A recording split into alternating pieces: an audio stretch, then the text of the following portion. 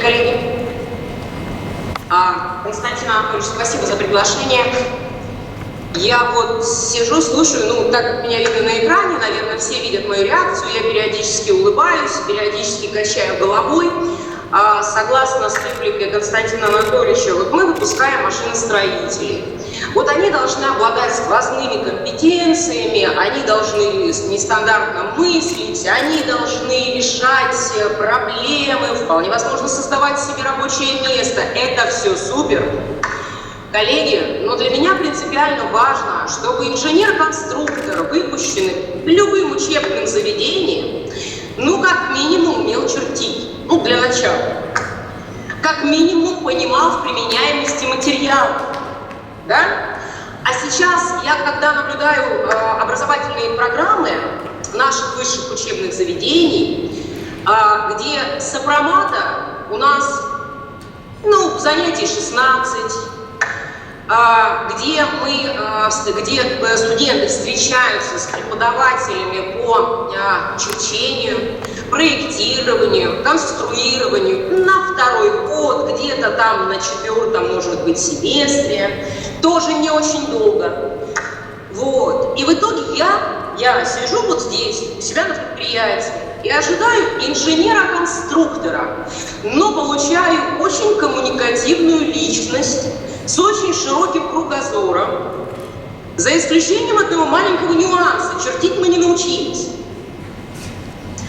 И, собственно, это моя проблема. Я согласна. Программное обеспечение, в котором работает конкретно компания Taurus Phoenix, это не Siemens, это Creo, PDM-система это Creo. Ее не преподают вообще нигде. Этим мы занимаемся сами, у нас наняты для этого профессионал. Этим мы занимаемся сами. Поэтому я вот все слушаю, смотрю, как помогает нам Минобр, да, Константин Анатольевич. Лично нам никак. Вообще никак. Мы не принимаем участие, хотя говорим об этом, если я правильно помню, где-то с 2018 года, о том, что нам нужно всем вместе, то есть система образования, мы промышленники, мы машиностроение, производство, неважно, упаковочное это машиностроение, пищевое, перерабатывающее, неважно какое, мы должны все вместе понимать, какие программы нам нужны, каких специалистов нам нужно на сегодняшний день. При этом, при всем, мы действительно очень сконцентрировали свое внимание в определенный момент именно на инженерном составе. Это конструктора, это технологи, это автоматизация, дополненная реальность, искусственный интеллект, big data, о которой сейчас очень много тоже говорится, цифровизация. Но мы забыли о токарях, мы забыли о слесарях, мы забыли о наладчиках станках с ЧПУ, о программистах станках с ЧПУ.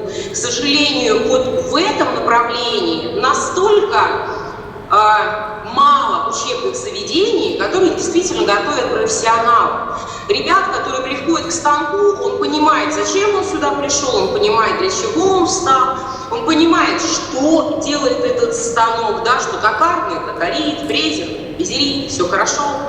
Вот это мы тоже почему-то как-то все убираем.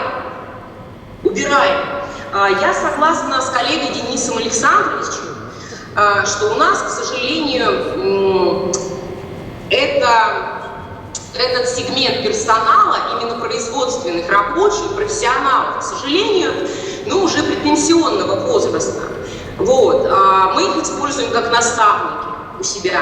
Конечно, они передают опыт вот тем самым прекрасным конструкторам, появляющимся у нас с высшим образованием, с получившим дипломом, да, что можно закаливать, какую сталь нельзя, что нержавейка не красится, например, потому что она не ржавеет.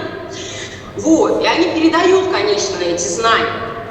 Но, к сожалению, все меньше и меньше остается вот столь квалифицированного персонала в связи с возрастными изменениями. Мы не молодеемся, к сожалению. Я поддержу, на самом деле, Дениса Александровича, да, и Донской государственный университет. Не у всех есть возможность создавать у себя вот такие прекрасные инженерные площадки с обновленным парком станком оборудования. Вот. Нет, к сожалению, этого. Минобр это не очень беспокоит. Вот есть флагман Россельмаш, да, есть компания Таурус Феникс, которая решает ровно подобным образом свои вопросы с кадровым потенциалом, вообще с кадровым голодом. Да? Нам нужно как-то же производить оборудование, мы хотим развиваться, мы хотим идти вперед, мы хотим развивать и продолжать принимать участие в импортозамещении, выводить новые единицы оборудования. А для этого всего нужны люди. Люди. Понимаете? Но не все это могут. Не все это могут. Я согласна с тем, что, к сожалению, на сегодняшний день инженерные профессии, они не популярны. Многие молодежь сейчас желает работать из дома, желает работать на удаленке, то время, которое она желает. Очень большой акцент, и почему-то сместился фокус именно на программирование, на цифровизацию. Вот. Оно как-то все ушло туда. И немного мы, вот, как промышленники, решаем свои проблемы сами. Могу рассказать свой небольшой опыт, каким образом мы решаем этот вопрос. Мы открыли у себя магистратуру совместно с нашим питерским вузом. Это ИКМО. Мы сотрудничаем, работаем с ними очень уже давно. И в прошлом году у нас это получилось, чему я очень рада. Мы набрали все-таки к себе на поток магистров. Первые полгода они занимались в ИТМО. У них была как раз вот расширенная база творческого мышления, коммуникативных навыков, изучения тайм-менеджмента и так далее. И, в общем, вторую половину этого года, где-то с февраля месяца, я увижу студентов, магистров, простите, у себя уже на территории предприятия. Каким образом нам помогал Минобр? Никаким. Это просто личные контакты, личное взаимодействие с вузом. Понятно, Светлана Евгеньевна, у нас, я не сказал, регламент 7 минут, уже высказались. Вопрос такой, вы сможете написать как профиль профессии, как еще раз не запомнил? Профиль компетенции.